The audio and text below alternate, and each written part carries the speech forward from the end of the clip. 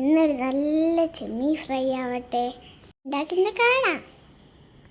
Hello, കുറച്ച് കാലമായിട്ട് കരുതുന്നു കേട്ടോ, നല്ല തേങ്ങാപ്പാലൊക്കെ ഒഴിച്ചിട്ടുണ്ടായിരുന്ന ചെമ്മീൻ്റെ ഒരു ഫ്രൈ ഒന്ന് ഉണ്ടാക്കണമെന്ന് ഒരുപാട് കാലമായി കരുതുന്നു. അപ്പോൾ എന്തായാലും ചെമ്മീൻ ഉണ്ടായിരുന്നു. അപ്പോൾ അതെന്താക്കിയെന്ന് വെച്ചാൽ കുറച്ചെടുത്തിട്ട് പൊരിച്ചു. വളരെ കുറച്ചേ വാങ്ങിയിട്ടുള്ളൂ. ചെമ്മീൻ്റെ വിലയൊക്കെ കേട്ടാൽ എല്ലാവരും ഞെട്ടുമല്ലോ. അപ്പോൾ 500 ചെമ്മീനാണ് വാങ്ങിയിട്ടുണ്ടായിരുന്നത്. അപ്പോൾ അതിൽ നിന്ന് കുറച്ചെടുത്തിട്ട്, വളരെ കുറച്ച് എടുത്തിട്ടുള്ളൂ, കാരണം ടേസ്റ്റ് ഇല്ലെങ്കിൽ ഇവിടെ നിന്ന് എല്ലാവരും എണ്ണയിട്ട് പൊരിക്കും.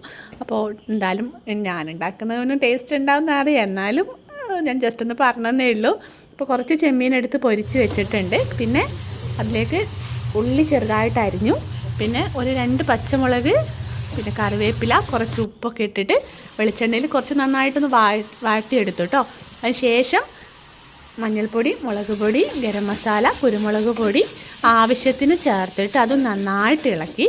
അതിന് ശേഷം ഞാൻ ഇട്ടിട്ടുണ്ടായിരുന്നത് തക്കാളിയാണ്. ഒരു 3/4 തക്കാളി എടുത്തിട്ടുണ്ട്. ഫുള്ളൊരു തക്കാളി എടുത്തിട്ടില്ല. അങ്ങനെ ആ 3/4 തക്കാളിയും കൂടി ഇട്ടിട്ട് അങ്ങനെ ഇളക്കി എങ്ങനെ വരുന്നുവോ നമ്മുടെ പൊരിച്ച കൊഞ്ചൻ അതിലിട്ടിട്ടുണ്ട്.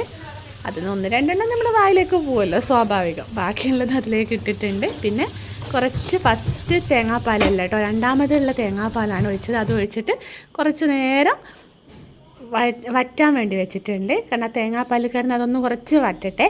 അതിന് ശേഷം നമ്മൾ വറ്റിക്കഴിഞ്ഞാൽ കുറച്ചുകൂടി കുരുമുളകും ഗരം മസാലയൊക്കെ ഇട്ടിട്ട് അതിൻ്റെ മുകളിൽ 1/4 പാലും കൂടി ഒഴിച്ചിട്ട് മല്ലിയിലയും കറിവേപ്പിലയൊക്കെ ഇട്ട് ഒന്നുകൂടി ഒന്ന് വേവിച്ച് കുറച്ച് വെളിച്ചെണ്ണയും പൊളി.